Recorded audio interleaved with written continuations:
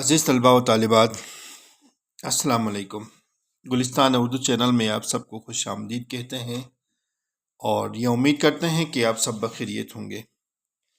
آج کی اس ویڈیو میں ہم افسانہ کے بارے میں پڑھیں گے۔ اردو ادب میں افسانے کا وجود اور افسانے کا ارتقاء کب ہوا۔ تو آئیں شروع کرتے ہیں۔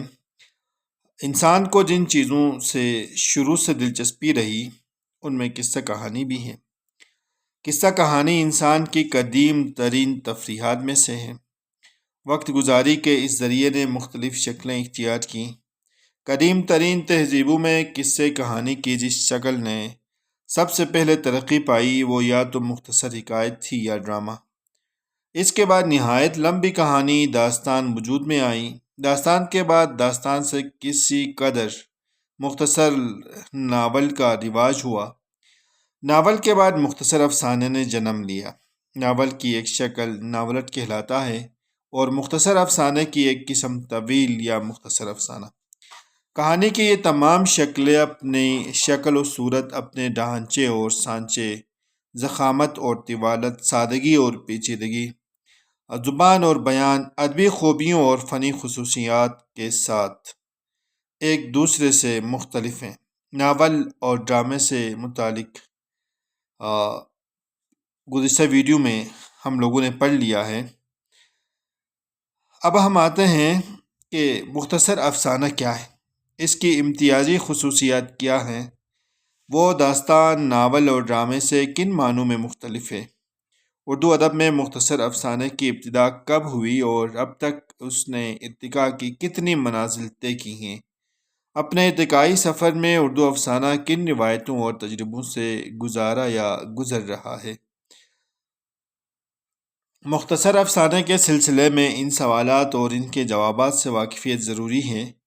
اردو ادب میں جو چیزیں مغربی ادب کے اثر آئیں ان میں مختصر افسانہ بھی ہے۔ مختصر افسانے کے مغربی لکھنے والوں نے ادب کی اس صنف کی جو تعریفیں کی ہیں ان کا نچوڑ یہ کہ مختصر افسانہ نثر میں لکھی ہوئی ایک ایسی کہانی جو آدھے گھنٹے میں یا ایک نشست میں پڑھی جا سکتی ہے۔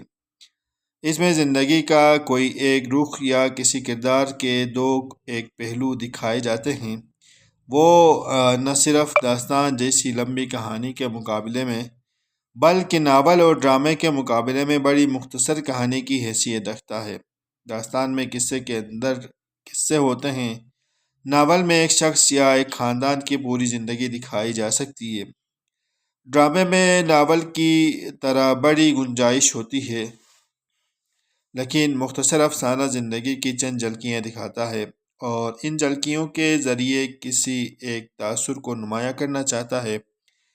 اسی لیے افسانے میں وحدت تاثر کا ہونا نہایت ضروری تصور کیا جاتا ہے۔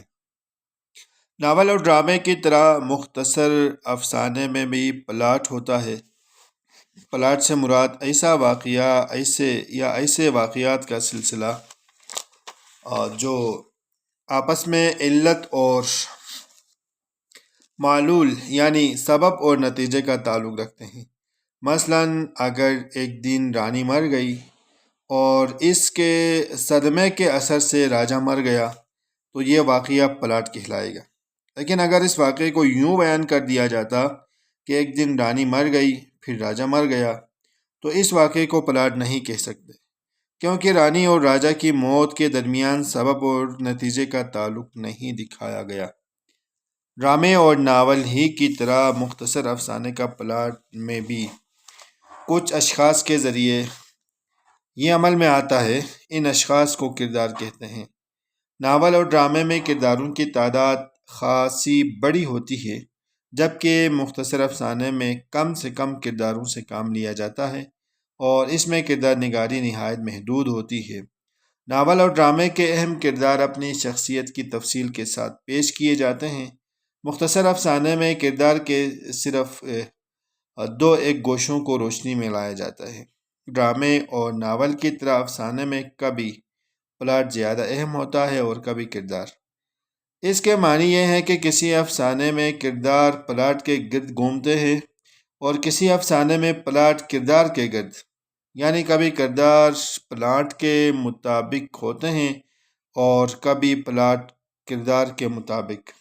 ڈرامے اور ناول ہی کی طرح مختصر افسانہ 3 مرحلوں سے گزرتا ہے: ابتدا، ارتقاء اور اختتام۔ یعنی واقعات کہیں سے شروع ہوتے ہیں، آگے بڑھتے ہیں اور انجام تک پہنچتے ہیں۔ لیکن کہانی کی ان تینوں شکلوں یعنی ڈرامہ، ناول اور افسانہ،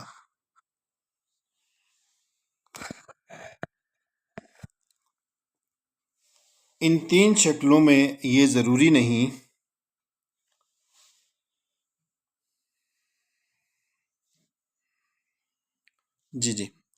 ان تین شکلوں میں یہ ضروری نہیں کہ کہانی اسی ترتیب سے بیان کی جائے۔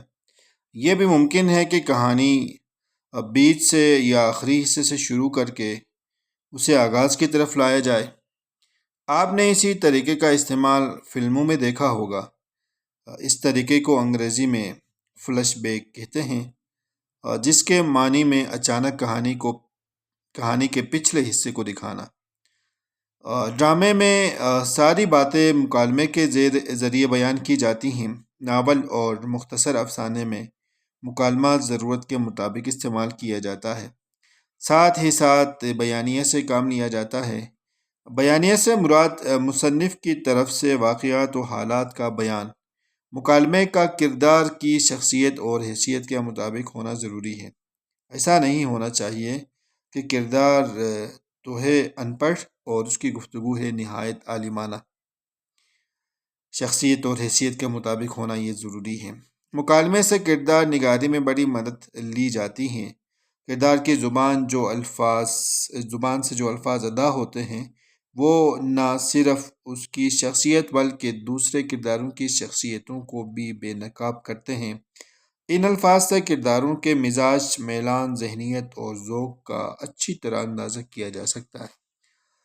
ڈرامہ، ناول اور افسانہ لکھا تو جاتا ہے پڑھنے والوں کی تفریح و تفنن کے لیے، لیکن ان میں لکھنے والے کا کوئی نہ کوئی نقطۂ نظر پوشیدہ ہوتا ہے۔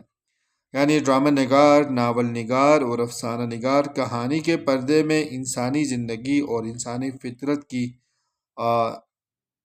نہ صرف تصویر پیش کرتا ہے بلکہ انسانی زندگی اور انسانی فطرت کا کوئی نہ کوئی تصویر بھی یا تصور بھی۔ اسی بات کو بعض اوقات یوں بھی کہتے ہیں کہ ڈرامے، ناول اور افسانے میں لکھنے والے کا فلسفہ حیات ہوتا ہے۔ اس ساری بحث کے بعد اب ہم آتے ہیں اردو ادب میں مختصر افسانے کا ارتقاء۔ تو اردو میں ناول اور افسانہ بہت کم عمر اصناف ادب ہیں۔ افسانہ ناول سے کم عمر ہے۔ اردو میں ناول نگاری 19ویں صدی کے آخر میں شروع ہو چکی تھی۔ نذیر احمد اردو کے پہلے ناول نگار ہیں۔ اردو میں مختصر افسانہ 20ویں صدی کے ساتھ شروع ہوتا ہے۔ اردو کے پہلے افسانہ نگار پریم چند 1880 1936 1880 میں پیدا ہو گئے اور 1936 میں وہ فوت ہو گئے ہیں۔ پریم چند بنارس کے رہنے والے تھے۔ انہوں نے بھارت کے صوبے یوپی کی دیہاتی زندگی کو خاص طور پر اپنا موضوع بنایا۔ ان کی وفات سے تقریباً 1 سال پہلے اردو ادب کی ایک اہم تحریک شروع ہو چکی تھی۔ انجمن ترقی پسند مصنفین کے پہلے اجلاس کی صدارت 1936 میں پریم چند ہی نے کی تھی۔ پریم چند اردو کے نہ صرف پہلے افسانہ نگار تھے بلکہ 1935 تک اردو کے سب سے اہم افسانہ نگار بھی۔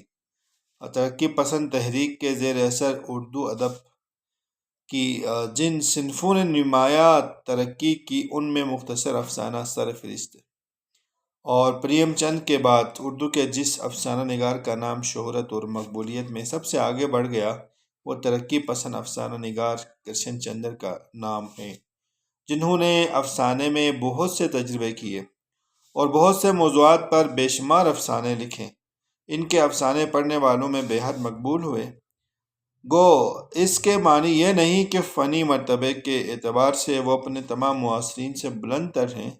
سعادت حسین منٹو، عصمت چغتائی، راجندر سنگھ بیدی اور غلام عباس جیسے افسانہ نگار فنی مرتبے کے اعتبار سے کرشن چندر سے کم نہیں۔